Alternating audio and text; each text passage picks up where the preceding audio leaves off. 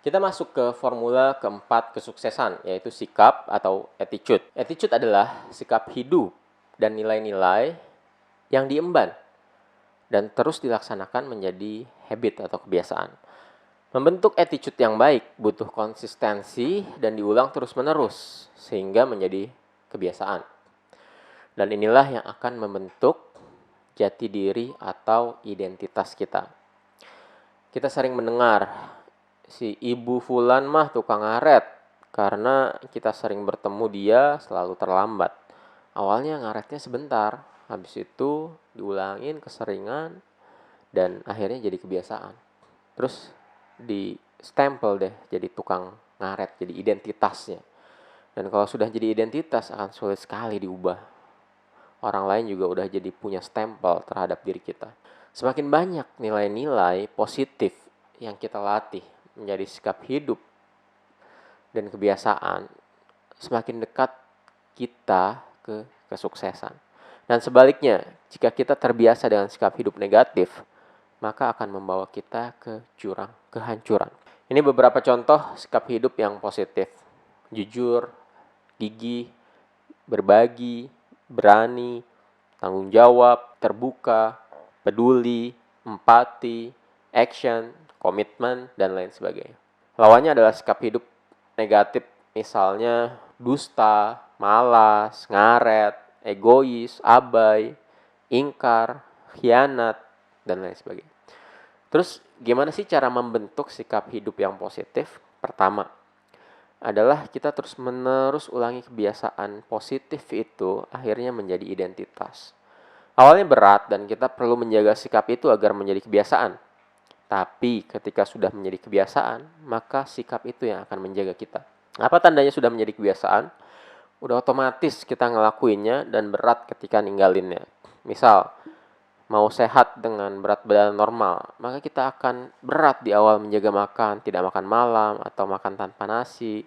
Terus setiap malam sebelum tidur workout dulu. Begitu udah terbiasa, maka udah jadi otomatis dan aneh kalau nggak ngelakuin. Contohnya juga sikap jujur.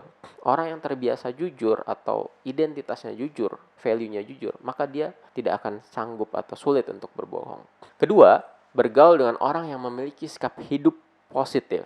Seperti yang Rasulullah perintahkan untuk memilih pergaulan yang tepat. Bergaul dengan tukang minyak wangi akan membuat kita wangi. Bergaul dengan pandai besi akan membuat kita terkena percikan apinya. Kalau misal arisan udah mengarah ke gibah, maka kita segera pamit ke rumah. Kalau temen ngajak shopping ke mall nggak faedah, bilang sudah ada agenda pekanan kajian sunnah. Nah, insya Allah muslimah bisa menjadi wadah pergaulan yang pas untuk muslimah yang ingin produktif sambil di rumah.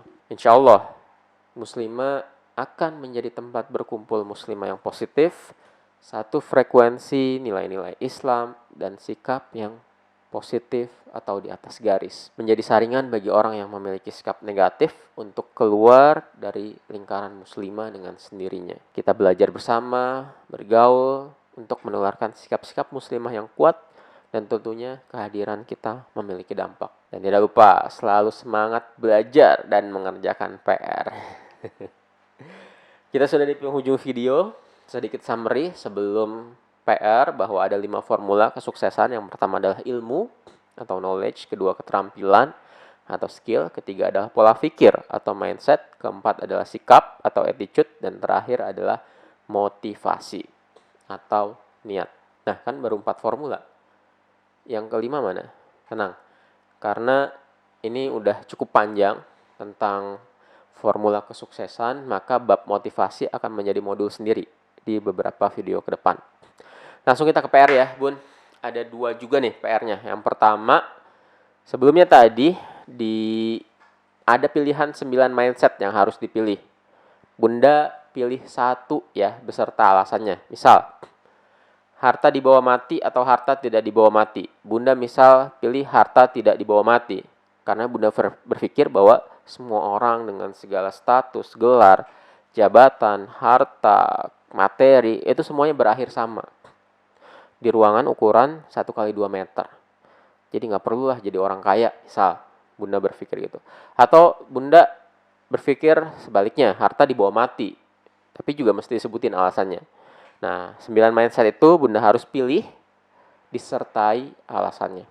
PR kedua, silahkan Bunda sharing lagi nih di grup kita, kira-kira pola pikir apa yang selama ini mengikat Bunda sama seperti gajah tadi diikat rantainya, yang menghambat Bunda untuk menjadi muslimah yang lebih positif, produktif, kuat, dan berdampak. Silahkan ceritakan di grup pengalamannya, mudah-mudahan bisa memberi inspirasi atau pengalaman ya buat kita semua. Oke, jangan lupa ya, ada batas pengumpulan waktu PR. Segera dikerjakan sebelum dikeluarkan dari grup. Nah, karena menunda juga sikap hidup yang negatif, jadi kita harus buang jauh-jauh. Sampai ketemu di video selanjutnya tentang membuat goal sebagai setengah langkah menuju kesuksesan.